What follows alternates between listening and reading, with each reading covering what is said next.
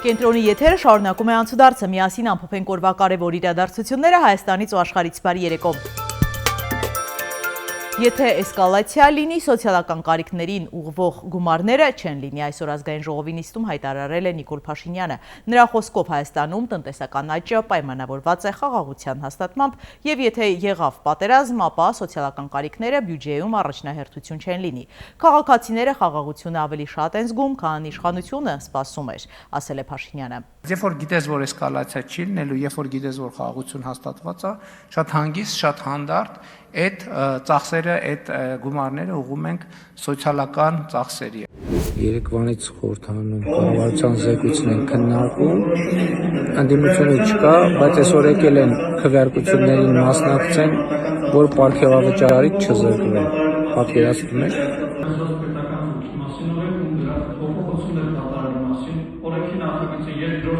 Ձելայնակիցներ, քիչ առաջ դուք տեսաք ինչպես են SMS-ներով հրահանգներ իջեցվում։ Կոնե իմ պատկերացումը դա էր։ Մի քանի րոպե առաջ Նիկոլ Փաշինյանը հեռախոսով նկարում էր դահլիճի այս մասը եւ այդ նկարելուց հետո Վահագն Ալեքսանյանի մոտ հարց ծագեց մեր խմբակցության քվեարկությունների մասին։ Շնորհակալություն, պարոն Խաչատրյան։ Ես ուրիշ չեմ նայում։ Ես ուրիշի գրագրությունը չեմ նայում, շնորհակալություն։ Պարոն Խաչատրյան, որ չեք նայում, ոնց է գնահատականներ են չստում։ Խնդրում եմ լռություն դահլիճում։ Ուժեղ Հայաստան կուսակցության համակիրների ընտրական ցուցակի ներկայացուցչի են բերման ենթարկել։ Առավոտից խուզարկություններ են կուսակցության անդամների բնակարաններում, մեղադրանքի առաջադրվել Հասմիկ Ամիրզադյանին։ Նա 5 որդեգրված անչափահասի մայր է։ Հասմիկ Ամիրզադյանով ես ներգրավվեցի, այս պահին մեղադրանք է ներկայացվել, քննարկվում է խափամամիջոցի հարցը։ Վերջինս չէ, ես չեմ անդրադառնա այս պահին, ամեն դեպքում չի ընդունում մեղադրանքը։ Մենակ այն ամենակարևոր հանգամանքներից մեկը, որ Հասմիկ Ամիրզադյանը 5 որդեգրված երեխա ունի, անչափահաս երեխա։ Մինչև հունիսի երևի կեսեր սենց ճանապարհ ունենք անցնելու, որովհետև տեսնում ենք, հա, նախ այս ամեն ինչը առաջին հերթին տանք որակում իրենց անունով կոչենք, սա քաղաքական միջամտություններ է, սա բնավ իրավական գործընթացներ չէ, որովհետև եթե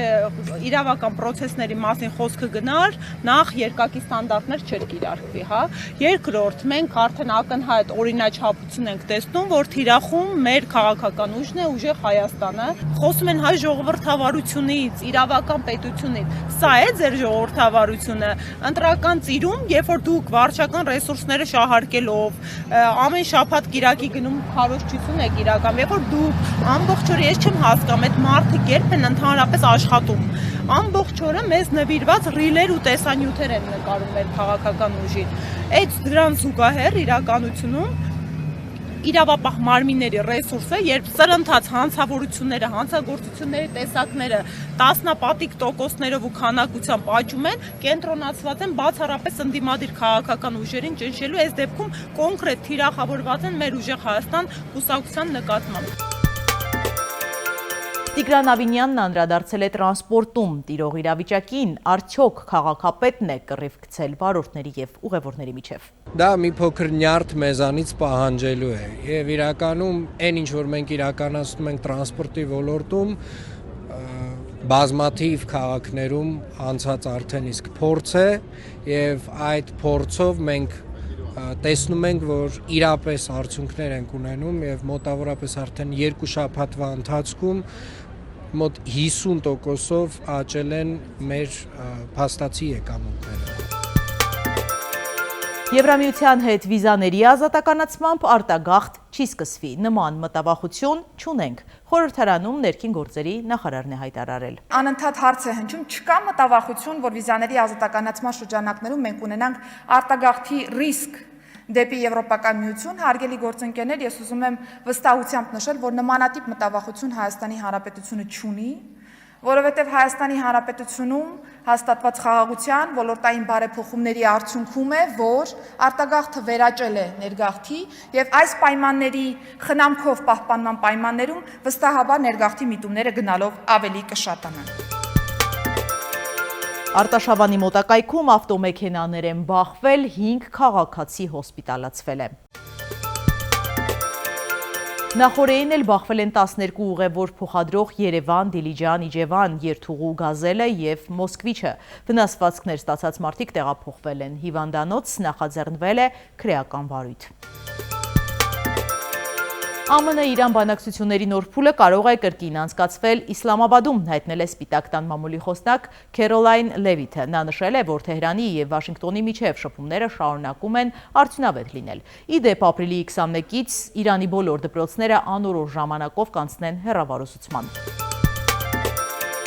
ԱՄՆ Սենատը դեմ է քվեարկել Իսրայելին զենքի վաճառքի դադարեցման օրինագծին։ Սենատը նաև մերժել է բանաձևը, որն արգելում էր ԱՄՆ վարչակազմին ռազմական ուժ կիրառել Իրանի դեմ առանց օրենսդիր մարմնի թույլատվության։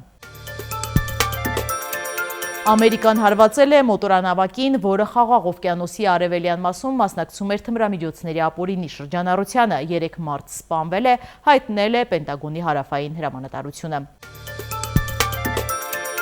Թուրքիայում ուսուցիչների բազմահազարանոց ցույցեր են դպրոցներում հրաձգությունների ֆոնին։ Բողոքի ակցիաներն ուղղված են իշխանությանը, պահանջում են ապահովել անվտանգությունը դպրոցներում։ Ուսուցիչների արմիությունները ողբերգական միջադեպից հետո կոչ են արել 1-ից 3 օր գործադուլ անել։ Թուրքիայում վերջին 2 օրերին 2 զինված հարձակում է եղել տարբեր դպրոցների վրա, կան զոհեր ու վիրավորներ։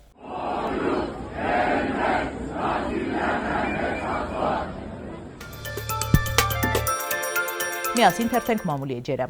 Հրապարակը գրում է 2025 թվականի հոկտեմբերի 25-ին վարչապետ Նիկոլ Փաշինյանը հանրային խորհրդի անդամների հետ այցելել էր Կիրանց։ Երևանից ժամանածները ծանոթացել էին նաև Կիրանցի Սուրբ Երրորդություն եկեղեցու վերականգնման աշխատանքներին, որի համար պետբյուջեից հատկացվել է $55 միլիոն գումար։ Այդ ժամանակ հայտարարվեց, որ եկեղեցու վերականգնման աշխատանքները նախատեսվում է ավարտին հասցնել 25 թվականի դեկտեմբերին։ Իսկ դեկտեմբերի 6-ին Փաշինյանը կրկին Կիրանց էր մեկնել քաղաքացիների 50 հոգանոց խումբեր էքսկուրսիա տարել, նաև ծանոթացրել եկեղեցու վերականգնման աշխատանքներին։ Իր Facebook-յան էջում էլ տեսանյութ էր տեղադրել, որտեղ Փաշինյանը բառացիորեն ասում է. «Գարնանը Սուրբ Զատիկի առիթով երևի արդեն պատրաստ կլինի։ Զատիկն էլ անցավ, բայց եկեղեցին պատրաստ չէ։ Ապրիլի 14-ին եղանք Կիրանցում Սուրբ Երրորդություն, եկեղեցու դռները կողպված էին, եկեղեցու վերահսումն էլ դեռ չի կատարվել»։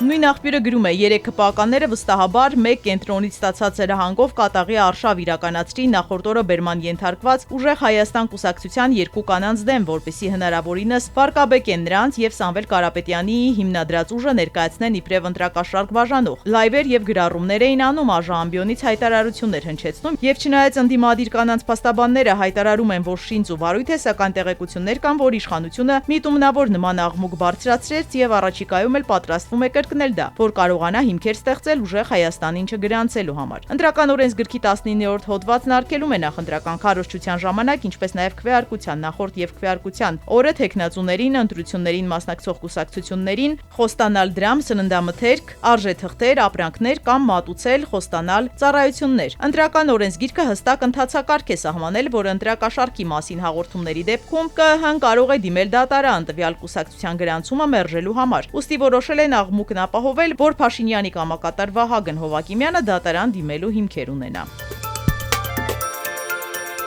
Հրապարակում նաև կարդում ենք Դիլիջան քաղաքից տեղեկացանք, որ պաշտոնից ազատվել է շրջակա միջավայրի նախարարության էկոպարեկային ծառայության Դիլիջանի տեղամասի պետ Արտյոմ Խաչատրյանը։ Փետրվարի 20-ին Դիլիջանում պարեկները ծառայության ընթացքում կանգնեցրել էին Արտյոմ Խաչատրյանի վարած Toyota Prado մակնիշի ավտոմեքենան, վարորդն ավտոմեքենան կայանելուց հետո փորձել էր դիմել փախուստի։ Պարեկները պարզել էին, որ Խաչատրյանը եղել է ոչ սթափ վիճակում եւ այդ պատճառով զրկվել է ավտոմեքենա վարելու իրավունքից։ Էկոպարեկային ծառայությունը 2024 թվականի հունվարից ավելի քան 2 տարի գործում է, սակայն այդ ծառայության մարզային վարչություններից միայն Սյունիքի, Կոտայքի եւ Գեղարքունիքի մարզային վարչություններն ունեն պետի ժամանակավոր պաշտոնակատար։ Մյուս մարզային վարչությունները Տավուշի, Լոռու, Վայոց ձորի եւ Արարատի, Շիրակի եւ Արագածոտնի, Երևանի եւ Արմավիրի մարզային վարչությունների պետերի պաշտոնները թափուր են։ Էկոպարեկային ծառայությունում շատ են թափուր հաստիկները, չնայած հեռուստատեսությամբ հայտարարություններ են արվում դրանք զբաղեցնելու մասին, սակայն ցանկություն ունեցողների հոսք կարծես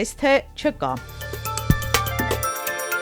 Ուրմիա լիճը կենդանացել է անձրևներից հետո, այն դարձել է հանգստի վայր տեղացիների եւ զբոսաշրջիկների համար։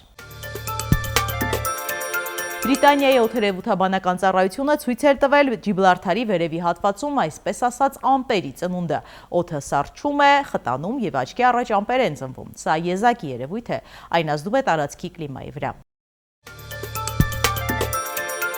Եվ եղանակ երկու օր տեղումներ չեն լինի, ջերմաստիճանը կշարունակի բարձրանալ։